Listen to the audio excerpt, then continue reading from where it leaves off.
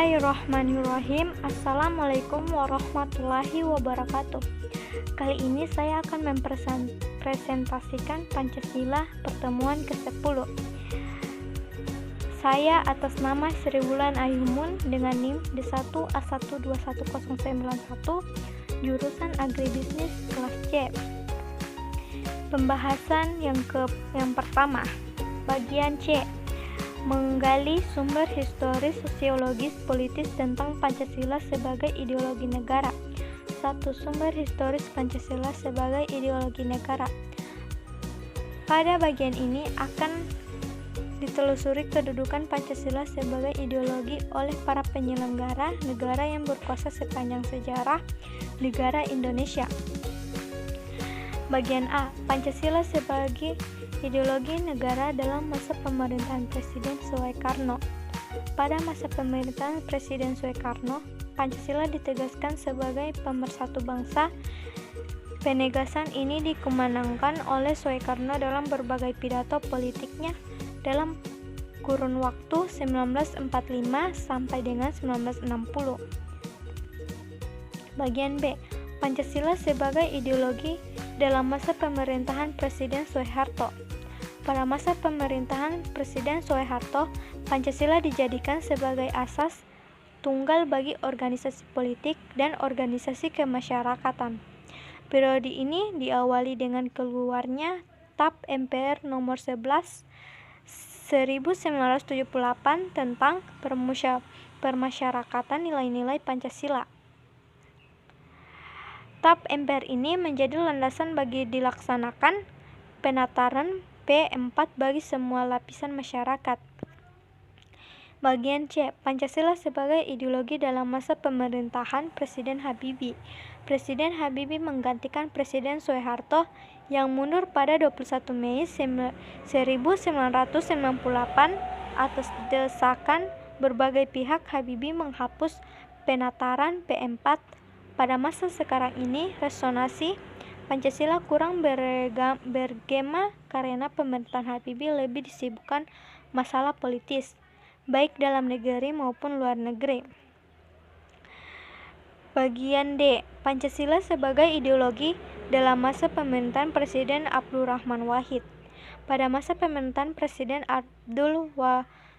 Abdurrahman Wahid muncul wacana tentang penghapusan TAP nomor sekian MPRS 1966 tentang pelanggaran PKI dan penyebarluasan ajaran komunisme. Bagian E. Pancasila sebagai ideologi dalam masa pemerintahan Presiden Megawati. Pada masa ini, Pancasila sebagai ideologi semakin kehilangan formalitasnya dengan disahkannya Undang-Undang Sisdiknas nomor 20 tahun 2003 yang tidak mencantumkan pendidikan Pancasila sebagai mata pelajaran wajib dari tingkat sekolah dasar sampai perguruan tinggi. Bagian F. Pancasila sebagai ideologi dalam masa pemerintahan Presiden Susilo Bambang Yudhoyono atau SBY. Pemerintahan SBY yang berlangsung dalam 2 periode dapat dikatakan juga tidak terlalu memperhatikan pentingnya Pancasila sebagai ideologi negara.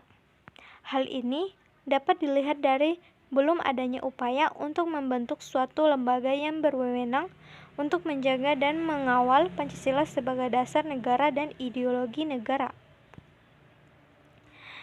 Habibie dalam pidato 1 Juni 2011 mengemukakan bahwa salah satu faktor penyebab dilupakannya Pancasila di era reformasi yaitu sebagai akibat dan traumatisnya masyarakat terhadap penyalahgunaan kekuasaan di masa lalu yang mengatasnamakan Pancasila. Semangat generasi reformasi untuk menanggalkan segala hal yang dipahaminya sebagai bagian dari masa lalu dan menggantinya dengan sesuatu yang baru, berimplikasi pada munculnya amnesia nasional tentang pentingnya kehadiran Pancasila sebagai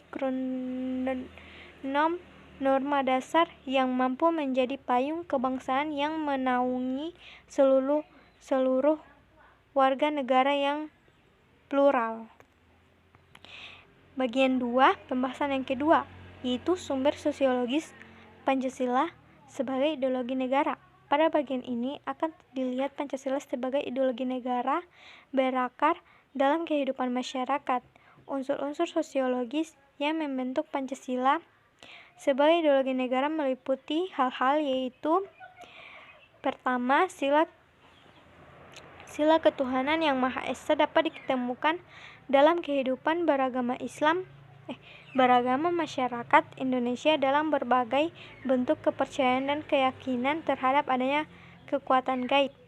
Bagian B, sila kemanusiaan yang adil dan beradab dapat dikemukakan dalam hal saling menghargai dan menghormati hak-hak orang lain, tidak bersikap sewenang-wenang. Bagian C, sila persatuan Indonesia dapat ditemukan dalam bentuk solidaritas, rasa setia kawan, rasa cinta tanah air yang berwujud pada mencintai produk dalam negeri. Bagian D, sila kerakyatan yang dipimpin oleh hikmat kebijaksanaan dalam permusyawaratan atau perwakilan dapat ditemukan dalam bentuk menghargai pendapat orang lain, semangat musyawarah dalam mengambil keputusan. Bagian E, sila keadilan sosial bagi seluruh rakyat Indonesia tercermin dalam sikap suka menolong, menjalankan gaya hidup sederhana, tidak mencolok atau berlebihan. Ketiga, sumber politis Pancasila sebagai ideologi negara. Pada bagian ini, mahasiswa diajak untuk melihat Pancasila sebagai ideologi negara dalam kehidupan politik di Indonesia. Unsur-unsur politis yang membentuk Pancasila sebagai ideologi negara meliputi hal-hal yaitu: pertama, sila ketuhanan yang Maha Esa diwujudkan dalam bentuk semangat toleransi antar umat beragama. Bagian B, sila kemanusiaan yang adil dan beradab diwujudkan penghargaan terhadap pelaksanaan hak asasi manusia atau HAM di Indonesia. Bagian C, sila persatuan Indonesia diwujudkan dalam mendahulukan kepentingan bangsa dan negara daripada kepentingan kelompok atau golongan termaksud partai. Bagian D, sila kerakyatan yang dipimpin oleh hikmat kebijaksanaan dalam permusyawaratan dan perwakilan diwujudkan dalam mendahulukan pengambilan keputusan berdasarkan musyawarah daripada voting.